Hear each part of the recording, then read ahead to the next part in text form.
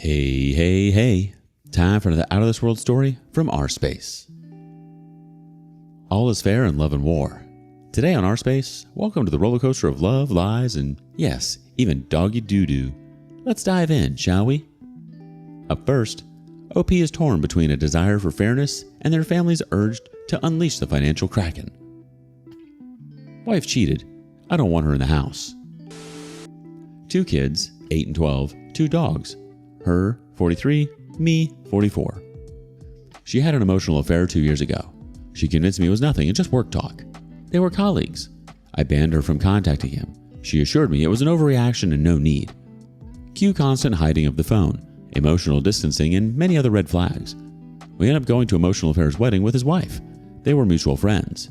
My gut feels we're bad, but I refused to go to the wedding. I got manipulated and convinced to go.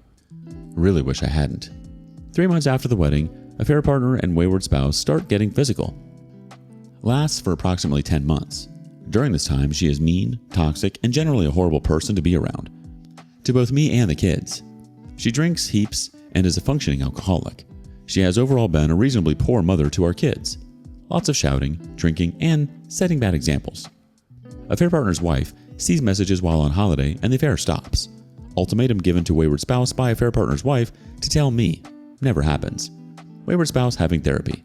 Her and the therapist decide there is no benefit in me ever knowing about the affair. What sort of therapist suggests this? At this point, the affair has been stopped for 2 months or so. Her behavior towards me and the family had warmed slightly. Still extremely distant to me, though. At least, there is no unreasonable fighting. We have an argument one morning. I complain that she is so different and so distant. It's horrible to be around, and she is like a brick wall. Excuses and justifications thrown around. I point blank ask her if she has cheated, and she didn't lie for once. I kicked her out. Now I live at the home with the kids and the dogs. She is in a hotel motel and wants to know what to do in the future. Wants to move back into the house and sleep in the spare room. I never want to see her again. I have told her once we are separated for 2 years, then we will be divorced, our country law. Having her in the house would be good for the kids, I guess, maybe, but very bad for me. We can't really afford her to be paying for a second accommodation. I earn a lot less than her, but I do majority of the childcare and work from home growing a startup. I don't know what to do. I don't want her here, but she still pays for the mortgage and utilities. I won't move out because I didn't do anything wrong and I love this home. Plus I have a home studio and workshop that is critical to my business at the home. The kids love the house too. She doesn't want to live with her parents. I think she is too embarrassed to do this because of what she has done. Let's get a quick community comment. Here it goes. There's nothing you can do to keep her out of the house. If you haven't already engaged a lawyer, you should do so. Look up how to gray rock and start implementing that around her. If she moves back in, define your boundaries. How is housework split? How is childcare split? 1 week on, 1 week off? What do you tell the kids? How are finances split? What do mealtime look like? What do weekends look like?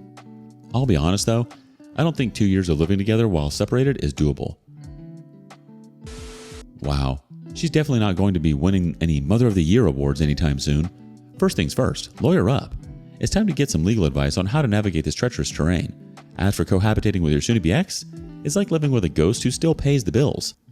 She'll haunt you if you let her, and she'll mix a mean cocktail too while she's at it. Update. So, my 43 male, ex-wife, 41 female, had an affair about a year which ended in August 2023. I found out about it in October 2023. I told her to leave the house that day. She hasn't been back.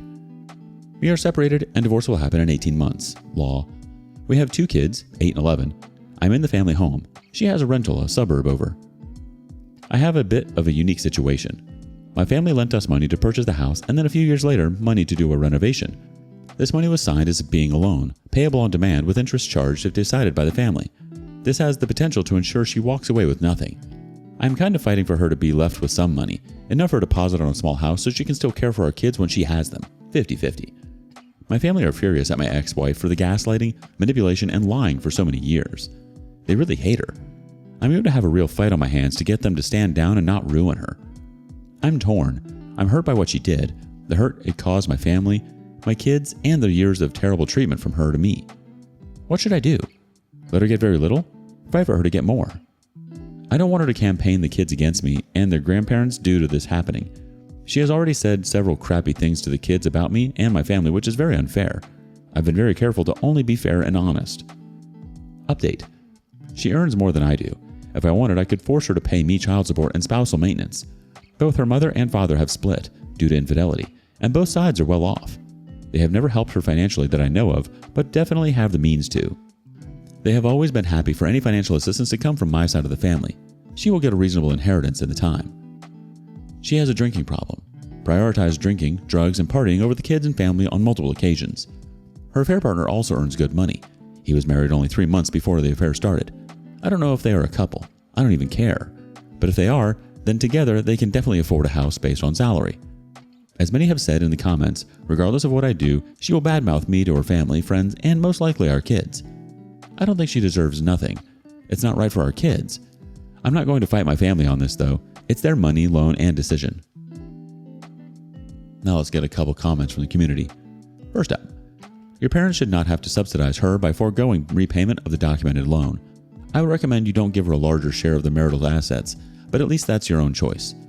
But if you're expecting gratitude or less slamming of you to the kids, you're fooling yourself. She will only up the ante on sour graping you so as not to have to regret what she's done.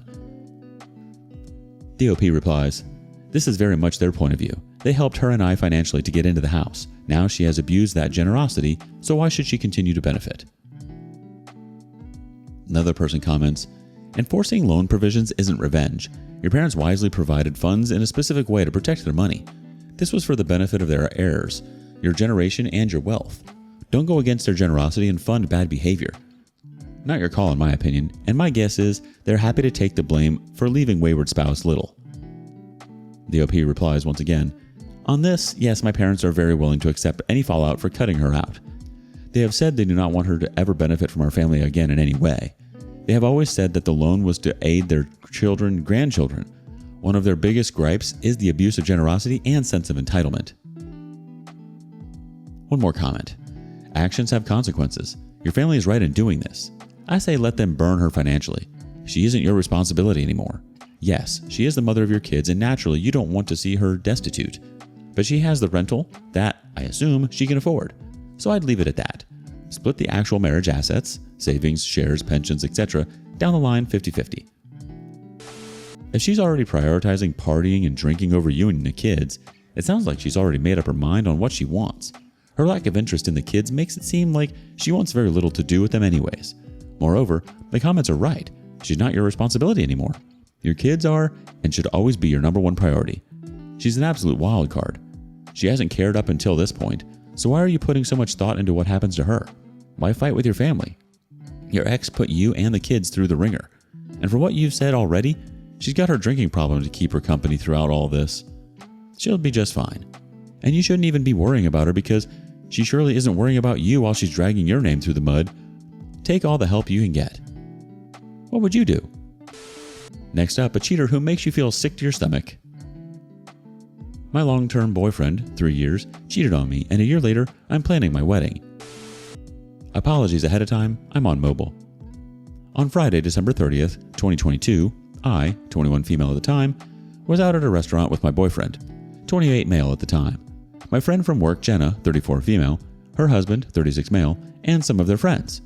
Jenna invited us to their New Year's Eve party the next night, and we gave her an excited agreement. My boyfriend worked for a trucking company and got a call during the dinner. We had been drinking, and we were tipsy, but he had to head to work and check on one of the trucks. So he dropped me off at home and went around the corner to work. I went in, stumbling. I put some dishes away, let the dogs out. When I went into the bedroom, one of the dogs had pooped on the bed. He had issues with going potty before, but nothing like this, and I was pissed.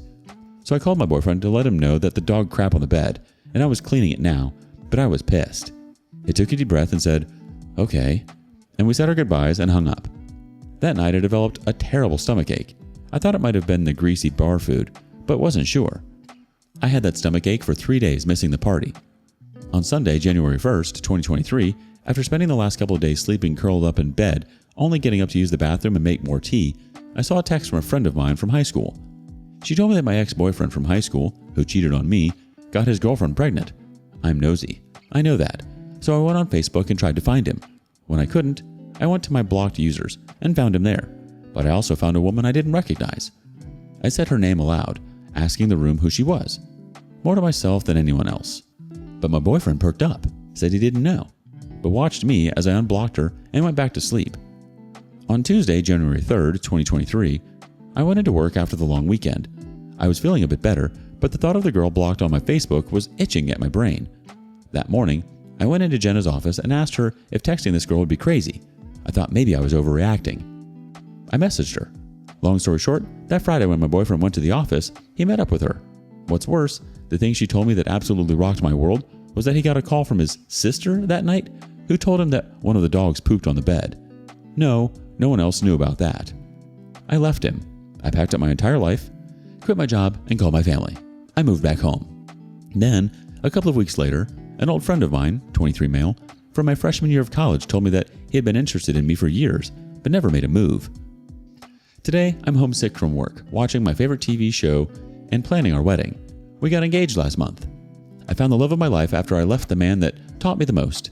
It gets better, even when it feels like it is falling apart. Don't ever forget how much you're worth. Edit. Yes, the dog pooped on his side of the bed, right by his pillow. Your boyfriend's trucking adventure turned out to be more than just a late night delivery, huh? And to top it off, you come home to find a not so lovely surprise waiting for you on the bed, courtesy of your furry friend. But wait, there's more. Just when you thought things couldn't get any crazier, you discover some Facebook drama and a shocking revelation about your boyfriend's secret rendezvous. Now, here you are, binging your favorite TV show and planning a wedding with the love of your life. No matter how crazy life gets, there's always a happily ever after waiting just around the corner. Cheers to finding the love you deserve. How did you find out about your partner cheating on you? Do you have a similar story? Share it with us in the comments below. And thank you for joining us today on rSpace. Be sure to like and subscribe and hit that notification bell so you don't miss out on our next video. See you next time.